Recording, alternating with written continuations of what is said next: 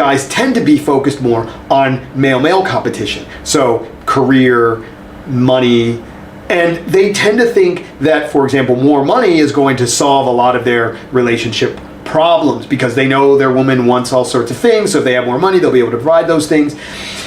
But once again, there's a trade-off.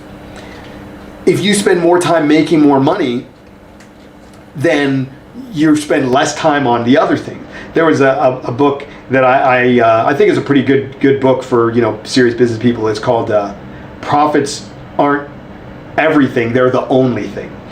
And in that book, the guy talks about how if you don't, maybe your wife and your kids complain that you're not around much, you don't make it to the games or whatever, but they'll appreciate it when you take them out for a nice steak dinner, or when you buy some jewelry, or when you pay for their university education. This guy who wrote this book is divorced 3 times. And there's no shortage of rich men who are divorced. High status rich men who were divorced. Now, I don't know the details of their relationship, but if you watch the Bill Gates special, she talks about how she's in this big house all alone with the kids and how she felt really lonely and sad and unhappy, and she kind of put up with it.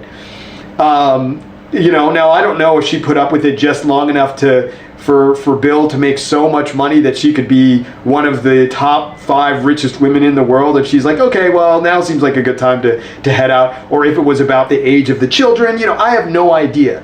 But a lot of guys look at this and they go, wow, what a bad woman. And it's like, well, she probably didn't sign up for this experience.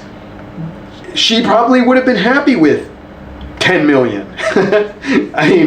When I say happy, I always say that women are not ever 100% happy. But what I mean is, I'm sure Bill could have made it work with 10 mil. 10 mil and a little more effort. And I'm sure she had plenty of steak dinners.